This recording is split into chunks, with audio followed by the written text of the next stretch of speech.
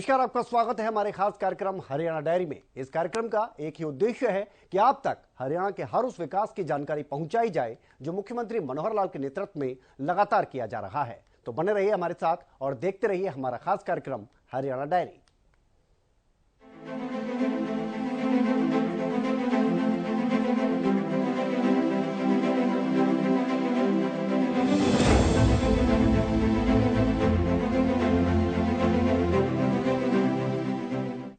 तो हरियाणा की मनोहर सरकार बुजुर्गों को पूरा मान सम्मान दे रही है। एक और ऐलान किया गया है।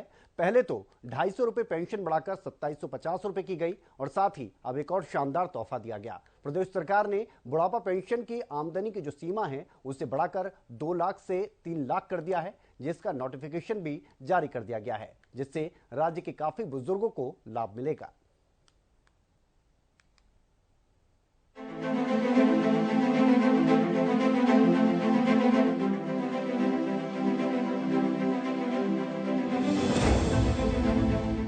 बुजुर्गों के नाम एक और मनोहर ऐलान।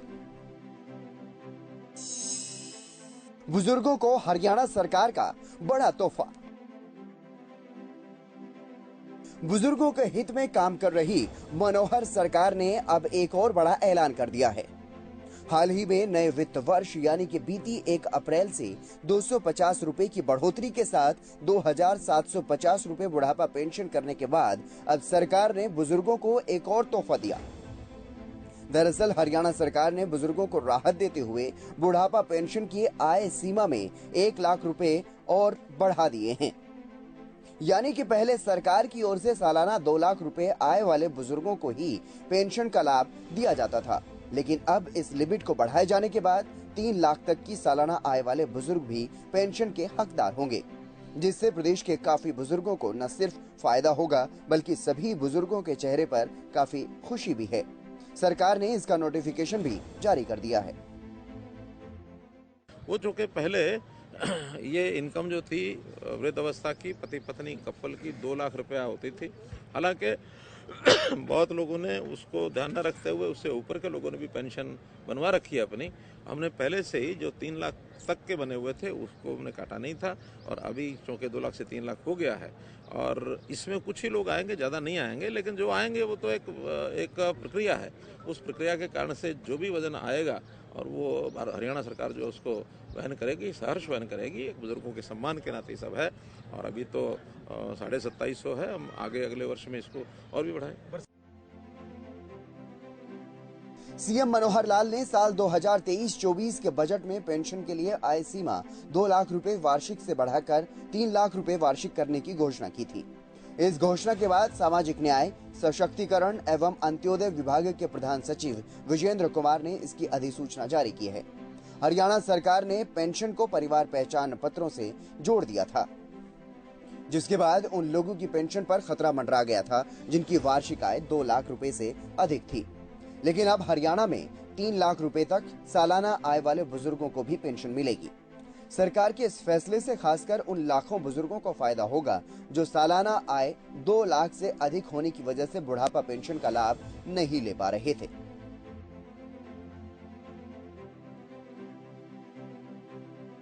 करीब 11 साल बाद आय सीमा में बदलाव।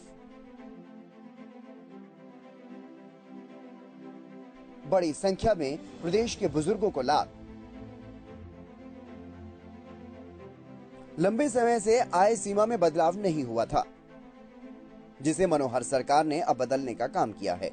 जानकारी के मुताबिक बुढ़ापा पेंशन के लिए आय की सीमा में लगभग 11 साल के बाद बदलाव किया गया है।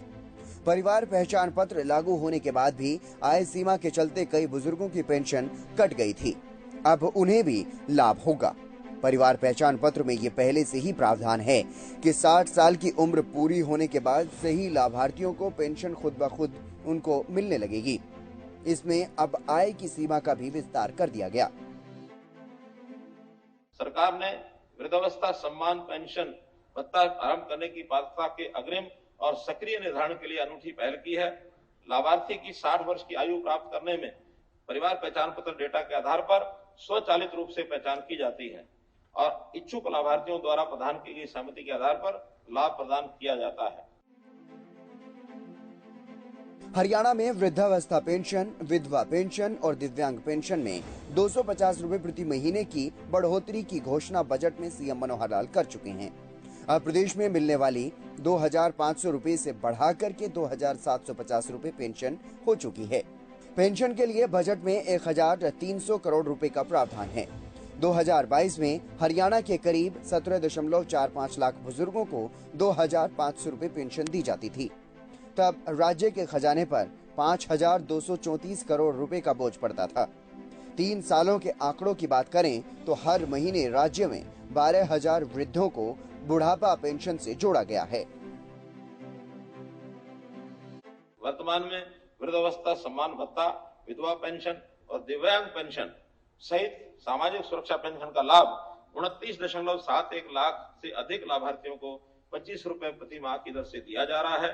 मैं 1 अप्रैल 2023 से प्रभावी सभी लाभार्थियों के लिए मासिक लाभ को बढ़ाकर 2750 रुपए प्रति माह करने का प्रस्ताव करता हूं।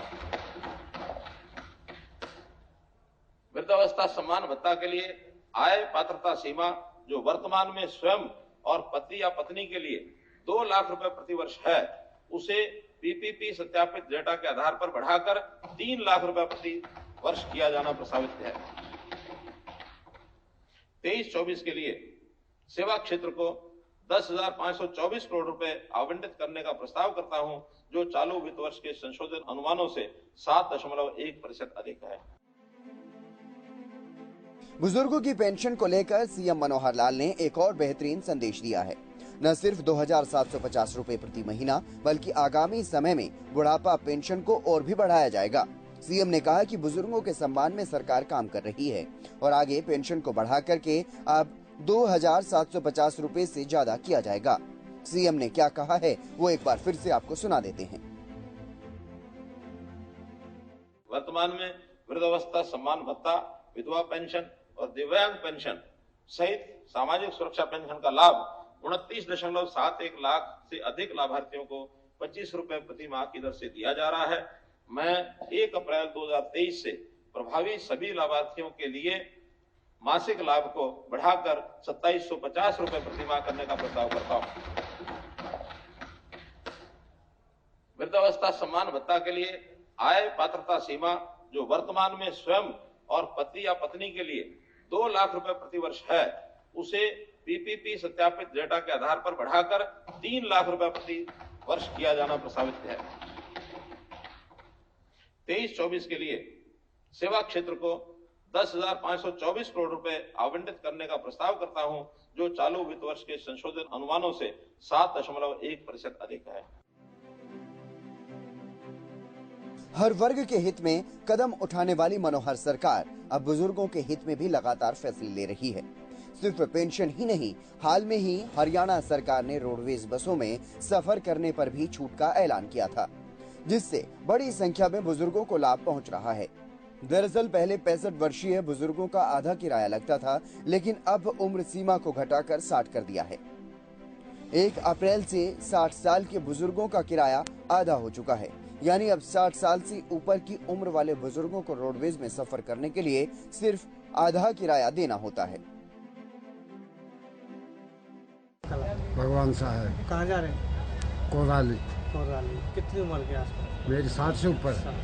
तो जो गवर्नमेंट तरफ से रूल निकला है, जो 60 साल के बुजुर्ग के ऊपर की हाँ आधा किराया लगेगा, हाँ तो जी। कितना किराया का काट लिया? आधा किराया लिया जी मेरे से कोराली। आधा। तो गवर्नमेंट के रूल से खुश है, लाभ आपको मिल रहा है? लाभ मिल रहा है जी। मैंने तो अपना कार्ड भी बनवा रखा है तो जी। क्या चीज़ दिखाई थी, क्या आईडी आपने दिखाई थी? जो मैंने ये सीनियर सिटीजन कार्ड जो गवर्नमेंट ने। क्या नाम है आपका? क्या नाम? कहाँ जा रहे हो? कोराली जा रहे हो। कितना किराया आपका लगाया गया? आधा किराया लिया गया आपसे। क्या कुछ आईडी आपको दी गई है? किससे? कार्ड दिखाया। कौन सा कार्ड दिखाया गया? आधार कार्ड दी। तो गवर्नमेंट के जो ये रूल है, तो काफ़ी लाभ आपको मिल रहा है इससे, खुश हो? बल्लभ रहा है इसलिए भैया, ये लकुआ मार की वैसे ना कोई इलाज करवाने आए। इलाज तो करवाने हरियाणा रोडवेज बस में आए, हरियाणा रोडवेज बस में आए। तो फिर कितना किराया लगाया था? भैया हमारो आधार कार्ड रखे हम अपनो आधो किराया लग रहा है हमारो आधा किराया लग रहा है। आधो किराया लग रहा है। अच्छा, तो सरकार के नियम से खुश हो? भाई बहुत बढ़िया खुश है भैया, बहुत बहुत पालन कर रही है, बहुत तो इसका लाभ आपको मिल रहा है? मिल रहा है बहुत। ननेवड़े से कैंट आधा किराया लग गया, सरकार का बहुत धन्यवाद है। जो आधार कार्ड था जी, हाँ बस कहना क्या जी, ठीक है, सरकार का धन्यवाद है जी, बस आधा किराया लग रहा। मुख्यमंत्री मनोहर लाल ने बजट में घोषणा की थी और उसी घोषणा को अमली जामा पहनाते हुए उन्होंने बुजुर्गों तक राहत पहुंचानी शुरू कर दी है। पहले पेंशन में बढ़ोतरी, फिर रोडवेज बसों में यात्रा करने वाले बुजुर्गों की उम्र सीमा 65 से 60 करना और अब पेंशन के लिए पात्रता में सालाना आय 2 लाख से बढ़ाकर के 3 लाख तक करना, ये सब दर्शा रहा है कि बुजुर्गों के सम्मान में हरियाणा सरकार मैदान में।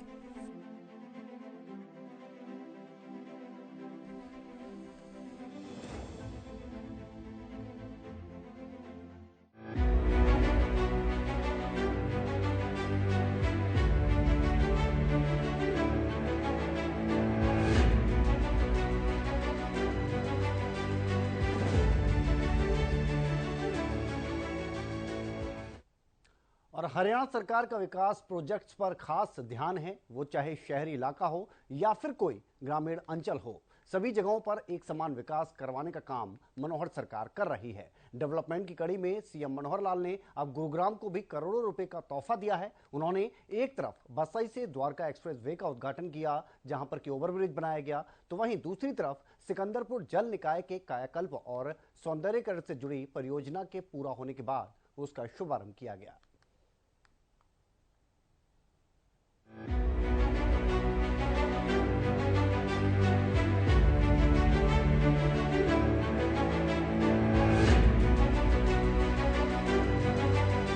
विकास कार्यों का गिफ्ट गुरुग्राम में शिफ्ट। गुरुग्राम के नाम 32 करोड़ के काम। हरियाणा में विकास कार्यों पर जोर है, ये चारों तरफ शोर है। सीएम मनोहर लाल का ध्यान हर गांव हर शहर की ओर है। बागडोर है पूरे प्रदेश की हाथ में, इसलिए लेकर चलते हैं पूरे प्रदेश को साथ में। बात चाहे शहरी सेक्टर की हो या किसानों के ट्रैक्टर की, चर्चा हर जगह होती है डेवलपमेंट के चैप्टर की। किसी कार्य में चूक हो ये असंभव सा है, कठिनाइयों को देखकर भी कहते हैं ये संभव सा है। लगातार हरियाणा को तोहफा देते जा रहे सीएम कुछ ऐसा ही संदेश दे रहे हैं, यानी यूं कहा जाए तो शायद गलत नहीं होगा कि विकास कार्यों की स्पीड अब और तेज हो गई है। अब उन्होंने गुरुग्राम को 32 करोड़ का गिफ्ट दिया है, जिससे लोगों को काफी ज्यादा लाभ मिलने वाला है। सीएम ने गुरुग्राम जिले को 2 महत्वपूर्ण परियोजनाएं समर्पित की हैं, जिसमें बसई चौक से द्वारका एक्सप्रेसवे तक रेलवे और ब्रिज का उद्घाटन, तो वहीं सिकंदरपुर जल निकाय के कायाकल्प और सौंदर्यीकरण से जुड़ी परियोजना के पूरा काम होने के बाद उसका शुभारंभ किया है। इन परियोजनाओं के धरातल पर साकार होने में ढांचागत तंत्र को विस्तार मिला है। इस दौरान सीएम ने कहा कि बसई में नवनिर्मित रेलवे ओवरब्रिज आने वाले समय में हीरो होंडा चौक से द्वारका एक्सप्रेसवे और आसपास के सेक्टर्स में रहने वाले लोगों को काफी बेहतर कनेक्टिविटी प्रदान करेगा। साथ ही गुरुग्राम झज्जर मार्ग पर पुराने आरओबी पर यातायात के दबाव को कम करेगा। करीब 114 करोड़ की लागत से उमंग भारद्वाज चौक से नदर्न पेरिफेरल रोड को जोड़ने वाले प्रोजेक्ट का हिस्सा इस 4 लेन आरओबी की लंबाई 910 मीटर है और इसके निर्माण पर 23 करोड़ रुपए की लागत आई है। इससे पहले भी मुख्यमंत्री ने इसी प्रोजेक्ट के तहत बीते साल नवंबर में बसई चौक पर 6 लेन वाले फ्लाईओवर और फुट ओवरब्रिज का भी उद्घाटन किया था। गुरुग्राम में नागरिकों के जीवन में सुगमता लाने के लिए हरियाणा सरकार ने ढांचागत सुविधाओं के विस्तार में सराहनीय कार्य किया है। मुख्यमंत्री ने सिकंदरपुर के पास 90 एकड़ क्षेत्र में विकसित जल निकाय के कायाकल्प और सौंदर्यीकरण से जुड़ी परियोजनाओं का शुभारंभ किया है। इस जल निकाय क्षेत्र को बहाल करने के लिए अप्रैल 2019 में GMDA और एक गैर संस्कारी संस्था के बीच एक MOU साइन हुआ था। जल निकाय के कायाकल्प से शहर में व्यापक हरित रणनीति के तहत वन क्षेत्र को बढ़ावा मिला, पुराने जल निकाय को पुनर्जीवित किया। इस परियोजना को धरातल पर साकार करने में काफी संगठनों ने CSR फंड से वित्तीय मदद प्रदान की। जीएमडीए ने बसई चौक से आगे सेक्टर 9A से द्वारका एक्सप्रेसवे की ओर आरओबी का काम पूरा कर लिया है। अब NH48 के हीरो होंडा चौक से द्वारका एक्सप्रेसवे की सीधी कनेक्टिविटी हो गई है। इसके चलते अब इस रास्ते से दिल्ली जाना और आसान हो गया है। द्वारका एक्सप्रेसवे पर सेक्टर 102 पहुंचने के बाद दिल्ली के छावला, द्वारका और बिजवासन जाया जा सकेगा।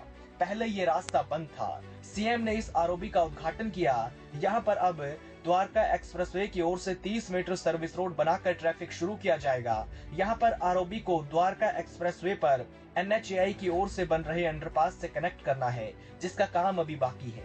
जीएमडीए करीब 2 साल से हीरो होंडा चौक से द्वारका एक्सप्रेसवे तक के 112 करोड़ रुपए के प्रोजेक्ट पर काम कर रहा है। इसके तहत बसई चौक पर फ्लाईओवर बन चुका है। सेक्टर 10 में रोड चौड़ा किया जा चुका है। अब हीरो होंडा चौक से उमंग भारद्वाज चौक तक सड़क चौड़ी होनी है। इसके अलावा आरओबी का काम चल रहा था, वो भी अब पूरा हो गया है।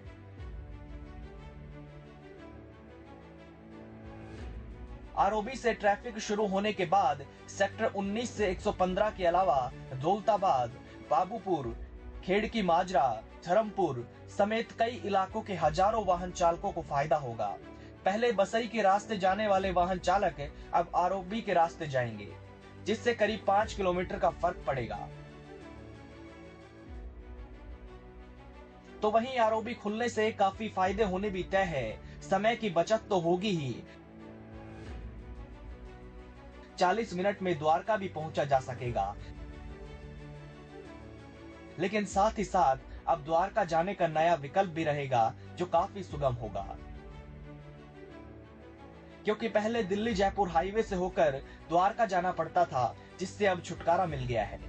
कनेक्टिविटी भी काफी बेहतर होगी। Sector 10, sector 10A, sector 9, sector 9A, sector 4, sector 37C, sector 37D और बसई समेत कई इलाकों को इससे काफी ज्यादा लाभ होगा। तो बहुत बड़ा काम है, छोटा काम नहीं है। हर शहर का है। हर जगह पानी की जो सप्लाई होती है, उसको उपयोग करने के बाद उसका जो गंदे पानी की निकासी होती है, चाहे टॉयलेट्स की है, चाहे और साफ सफाई का पानी है, उस सब के लिए हम जगह जगह ट्रीटमेंट प्लांट, जो वेस्ट वाटर ट्रीटमेंट प्लांट हैं या सीवरेज ट्रीटमेंट प्लांट हैं, वो लगा रहे हैं। 200 ट्रीटमेंट प्लांट तो लग करके तैयार होकर के उनके पानी का उपयोग, रीयूज, पुनरुपयोग, ये हमने शुरू कर दिया है। 700 क्यूसेक पानी, चाहे वो बागवानी के लिए, चाहे वो दोबारा से खेती में माइक्रो इरिगेशन के माध्यम से सिंचाई के लिए, अथवा घरों में भी पीने के अलावा बाकी उपयोग में लाने के लिए भी कुछ योजनाएं बनी हैं। वो सारा यूज हो रहा है। इंडस्ट्री में भी उसका उपयोग हो रहा है, और जहाँ जहाँ और पानी का स्कोप बढ़ रहा है, वहाँ वहाँ इसका यूज और बढ़ाएंगे। अब ये जो नजफगढ़ ड्रेन का विषय भी हमारे ध्यान में है, उसके ऊपर बहुत बड़ा प्रोजेक्ट एक पाइपलाइन में है, उसको बनाएंगे। दिल्ली सरकार ने जो आरोप लगाए थे कि हरियाणा दिल्ली के पानी को दूषित करके भेज रहा है, ऐसा नहीं है। आखिर उसी जगह पर जहां गुड़गांव का पानी आता है, उसी जगह पर दिल्ली का पानी भी आता है। एक बहुत बड़ा पोर्शन है, एक साइड में दिल्ली है, एक साइड में हरियाणा है। हमने उनको कहा है कि आप दिल्ली के पानी को, जो गांव का पानी है, उसको साफ करिए, हम हरियाणा का पानी साफ करेंगे, और आगे पानी साफ जाना चाहिए। बल्कि उसके अंदर पिछले साल से पहले तो वहाँ की जो डीसिल्टिंग भी वो करते नहीं थे नजफगढ़ ड्रेन की, और जब डीसिल्टिंग नहीं करते थे तो पानी पीछे रुकता था, और रुकने की मात्रा बहुत अधिक हो गई थी गुड़गांव के अंदर। हमने उनको एक चेतावनी भी दी थी। फिर उसके बाद तीनों सरकारों की, केंद्र सरकार के प्रतिनिधि, हरियाणा सरकार के, दिल्ली सरकार के, हमें एक मीटिंग हुई। मीटिंग होने के बाद एक कमेटी बनी, और वो कमेटी का स्थायी स्वरूप अब बना है कि उसकी देखरेख में नजफगढ़ ड्रेन की और सफाई हुआ करेगी। 20,000 मीट्रिक टन मलबा उस नजफगढ़ ट्रेन से दिल्ली के क्षेत्र में निकला। आखिर जगह नहीं निकलता तो पानी निकलने का रास्ता ही नहीं था। 5 मीटर का एक प्रकार से नजफगढ़ का एरिया, और जहाँ जमुना में नजफगढ़ ट्रेन गिरती है, लेवल का 5 मीटर का अंतर है। और अगर पानी बहने का रास्ता साफ हो तो पानी रुकने का कारण लगता नहीं है। लेकिन वो तो उसको कभी साफ करते नहीं। दिल्ली का जो पानी जमुना में जा रहा है, जो पानी वापस हमको ओखला बैराज पर देते हैं, वो इससे भी गंदा पानी मिलता है। इसलिए कोई एक प्रदेश का दूसरे प्रदेश का विषय नहीं है। ये सबको मिल करके इसका काम करना पड़ेगा। हमने केंद्र सरकार को भी कहा कि एक योजना बना करके इस गंदे पानी को साफ करने के बड़े प्रोजेक्ट्स, तो वहीं सीएम मनोहर लाल ने भी गुरुग्राम में अपने संबोधन में सामाजिक कार्यों में लोगों से बढ़ चढ़कर आगे आने की अपील की। उन्होंने कहा कि सामाजिक कार्यों में सभी को सहयोग देना चाहिए। सभी के सहयोग से सामाजिक कार्यों को ताकत मिलती है। इसके अलावा सीएम मनोहर लाल ने ईज ऑफ डूइंग बिजनेस का भी जिक्र किया और कहा कि जितना इंडस्ट्री को हरियाणा में सुविधा दी गई है वो काफी ज्यादा है। अगर फिर भी कोई कमी है तो उनको जल्द दूर कर समाधान किया जाएगा। उस झील को जो पानी से ओवरफ्लो भी कर रही थी और बहुत पोल्यूटेड, जिसको अंग्रेजी में कहते हैं, हिंदी में गंदगी कहते हैं, उससे भरी हुई ये झील मैंने 2018 में स्वयं देखी थी आकर। यही के लोगों ने दिखाई थी कि ऐसे हालात भी यहाँ हैं और उस समय एक इच्छा प्रकट की थी कि इसका कुछ सुंदर अच्छा हो नहीं सकता। इच्छा तो मैंने व्यक्त की थी वहां के उस समय के प्रशासनिक अधिकारियों से, लेकिन मैं आभारी हूं उन अधिकारियों का भी जिन्होंने सरकारी खजाने से पैसे ना खर्च करके और एनजीओ, खास करके आयम गुरुग्राम, ये एनजीओ जो है, इस आयम गुरुग्राम एनजीओ के माध्यम से और को जो हमारी कंपनीज हैं जो सीएसआर का पैसा भी खर्च करती हैं, मैं यहाँ एक बात जोड़ना चाहूंगा, उनको भी करना होता है, यहाँ नहीं करते कहीं और करते, लेकिन इनके कहने पर एक सुंदर उन्होंने काम कर दिया। ऐसे सभी कॉर्पोरेट जगत को, एनजीओ आयम गुरुग्राम को, प्रशासनिक अधिकारियों को और खास करके यहाँ के सिकंदरपुर के गांव के जो लोग और आसपास के जो सेक्टर्स के लोग, उन सबको बहुत बहुत बधाई देता हूं कि एक बहुत सुंदर एक प्रोजेक्ट यहाँ जो किया गया है, जिसका आज उद्घाटन हुआ है। रुपए का ये प्रोजेक्ट जो है, इसको शायद पहले विचार किया गया था, बाद में हो सकता है कुछ इन्होंने बचत भी कर ली हो। अब मुझे बता रहे हैं कि 15 की बजाय 9 करोड़ में ही बन के तैयार हो गया। तो मैं आयम गुरुग्राम से कहूंगा 6 करोड़ ये और कहीं के लिए बचा के रखना। आप देख रहे हैं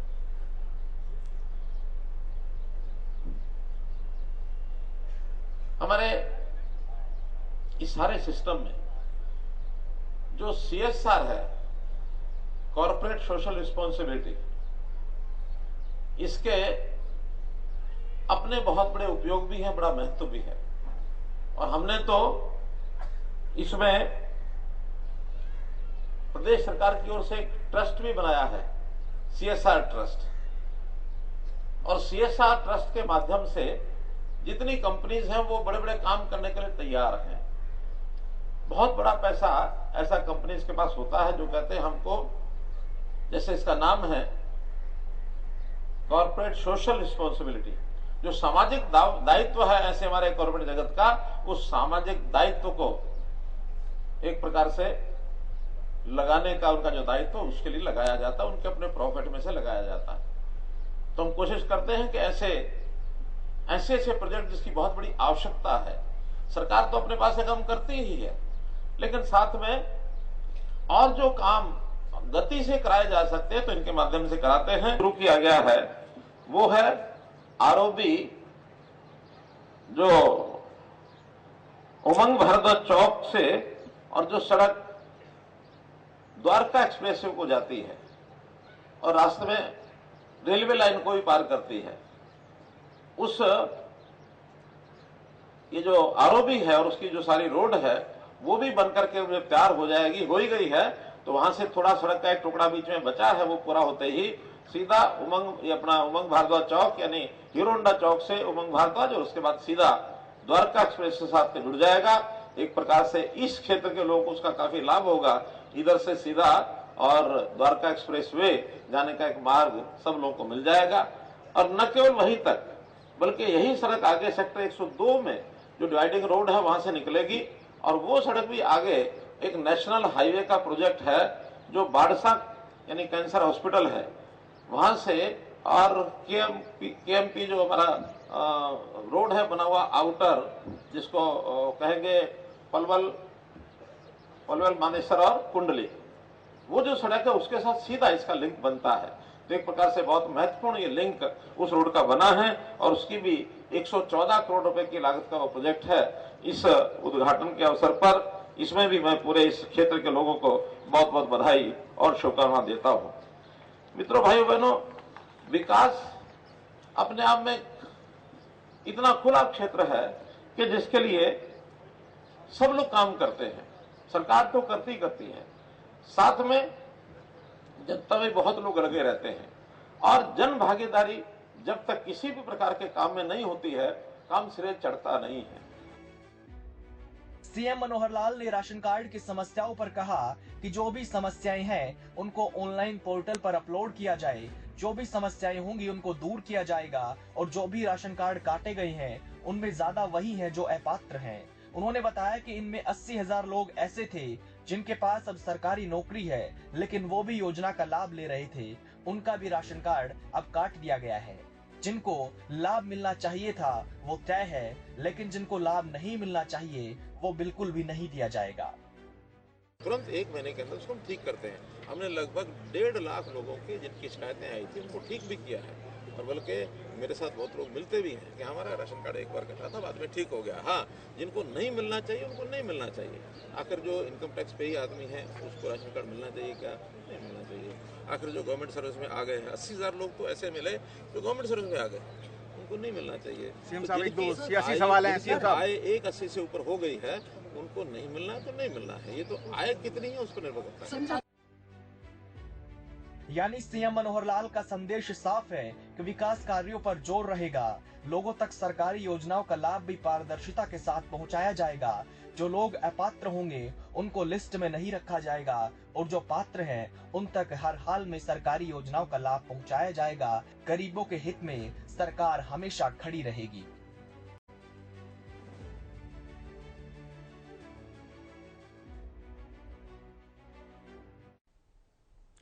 तो मुख्यमंत्री मनोहर लाल के कुशल नेतृत्व में हरियाणा प्रदेश लगातार विकास की ओर अग्रसर है। ऐसे में हरियाणा का हर वर्ग सरकार के कार्यों से काफी संतुष्ट नजर आ रहा है, क्योंकि हरियाणा सरकार का एक ही मकसद है कि प्रदेश के अंतिम व्यक्ति का भी विकास किया जा सके। फिलहाल हरियाणा डायरी में इतना ही, लेकिन कहते हैं कि हरियाणा की राजनीति बच्चे बच्चे के रग रग में बसी हुई है और साल 2024 इलेक्शन ईयर है। साल 2024 में क्या मौजूदा गठबंधन रहेगा, कौन से समीकरण बन रहे हैं, कौन से समीकरण बिगड़ रहे हैं, इन तमाम सवालों का जवाब जानने के लिए आज रात 8 बजे हरियाणा बीजेपी प्रभारी बिप्लब देब का धमाकेदार इंटरव्यू जरूर देखें।